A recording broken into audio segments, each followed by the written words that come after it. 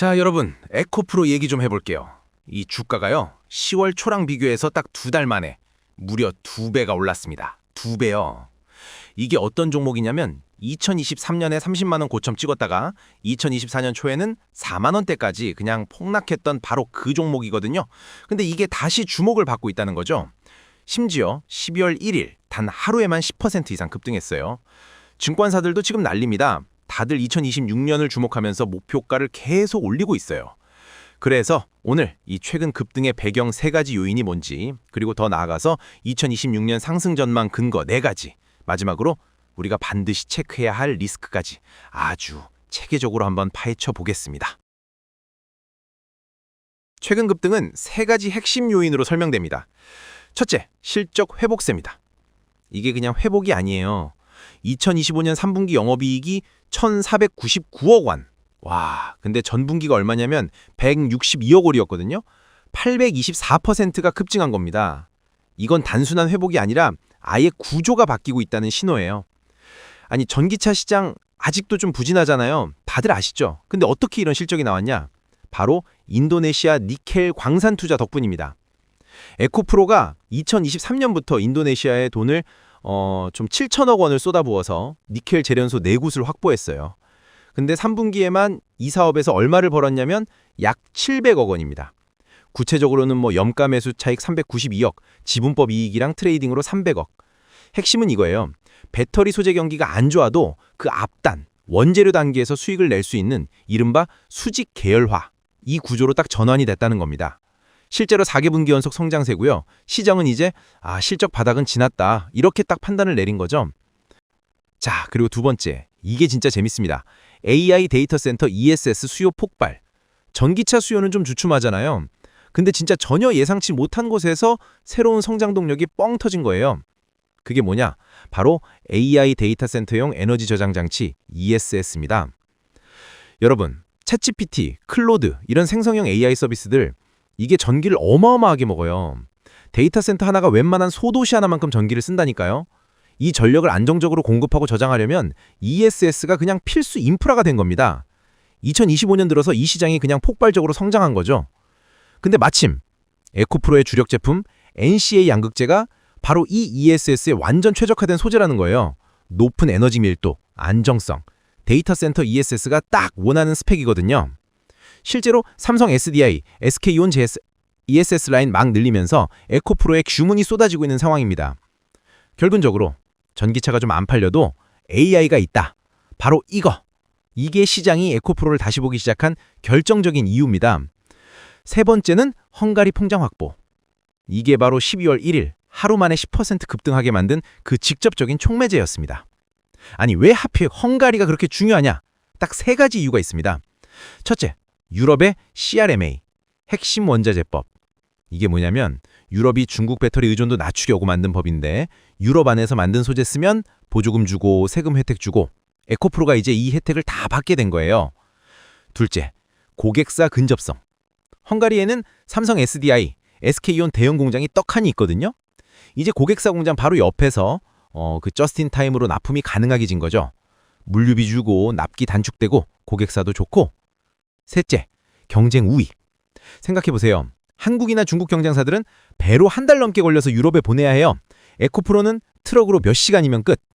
이 차이가 그냥 물류비 차이가 아니라 시장 대응 속도의 차이로 이어지는 겁니다. 시장이 이 소식에 바로 반응했죠. 와, 유럽만 열렸다 하고요. 여기에 추가로 하나 더 중요한 요인이 있습니다. 바로 공매도 세력의 항복, 숏커버링이죠. 에코프로가 진짜 공매도 잔고가 엄청 높은 종목이었거든요. 주가 더 떨어진다에 베팅한 사람들이 그만큼 많았다는 거죠. 그런데 10월부터 주가가 스멀스멀 반등하니까 이 사람들이 패닉에 빠진 겁니다. 주가가 오르면 공매도는 손실이 눈덩이처럼 불어나잖아요. 그러니까 손실 막기 위해서 막 급하게 주식을 다시 사들이는 거예요. 이게 바로 숏커버링. 이 과정에서 매수세가 더 붙으니까 주가 상승이 더 빨라졌다는 거죠. 근데 흥미로운 점은 공매도 잔고가 아직도 꽤 높다는 겁니다. 주가가 더 오르면 추가 커버링이 또 터질 수 있다는 거죠. 이건 단기 변동성 요인이 될 수 있겠네요. 자, 여기까지가 최근 급등의 배경이었고요. 이제 더 중요한 얘기 해볼게요. 2026년 전망입니다. 증권사들이 왜 자꾸 2026년을 진짜다 이렇게 노래를 부르냐? 네 가지 구조적인 요인이 있습니다. 첫째, 헝가리 공장의 본격 가동입니다. 지금은 그냥 공장을 확보했다는 소식만 나온 거잖아요. 2026년부터는 진짜로 매출이랑 영업이익이 찍히기 시작합니다. 증권사 전망치를 보니까 2026년에 에코프로 BM 매출이 4,330억 원을 넘을 걸로 보고 있어요. 2025년 예상치가 3천억 정도니까 1년 만에 43%가 늘어나는 겁니다. 영업이익은 더 드라마틱해요. 2026년에 1,780억 원, 2025년 대비 2배 이상 뛸 걸로 예상됩니다. 여기에는 헝가리 공장의 높은 수익성이랑 유럽 프리미엄이 다 반영된 수치죠. 둘째, 인도네시아 2단계 투자 효과입니다. 에코프로가 인도네시아에 지금 2단계 투자를 하고 있어요. 1단계가 그냥 니켈 재련소 확보했다면 2단계는 재련 용량도 늘리고 전구체까지 포함하는 훨씬 더 큰 그림입니다. 2025년 말부터 시작되는 이 2단계 투자가 2026년부터 실적에 본격적으로 기여하기 시작하는 거죠. 이걸 통해서 니켈 조달 비용은 더 싸지고 전구체까지 직접 만드니까 원가 경쟁력이 한 단계 더 레벨업하는 겁니다. 업계에서는 이 2단계 끝나면 연간 1,800억 원 이상 추가 이익이 생길 거라고 분석하고 있어요. 셋째, 원자재 가격 사이클이 에코프로한테 유리하게 돌아갑니다. 이 부분이 진짜 중요합니다. 리튬과 니켈, 이 두 핵심 원자재 가격 변망이 완전 반대 방향인데 둘 다 에코프로한테는 호재라는 점이에요. 먼저 리튬, 2024년에 리튬 가격 폭락해서 에코프로 진짜 힘들었잖아요.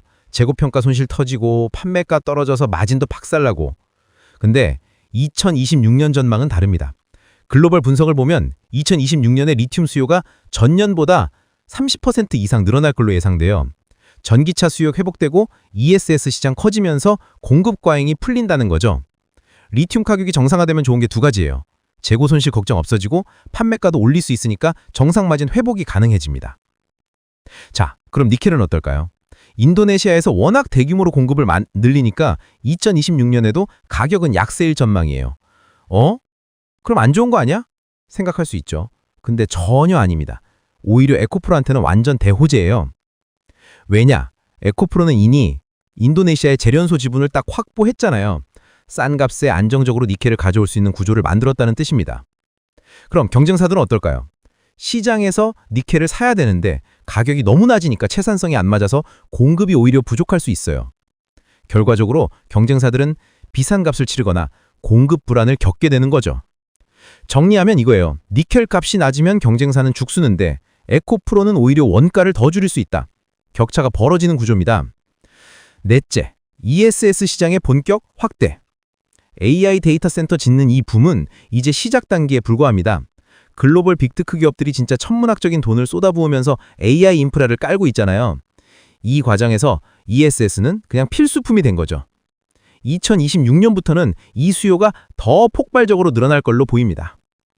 마이크로소프트, 구글, 아마존, 미타 이 회사들이 발표한 데이터 센터 투자 계획만 봐도 앞으로 3년간 수백조 원이에요. 수백조.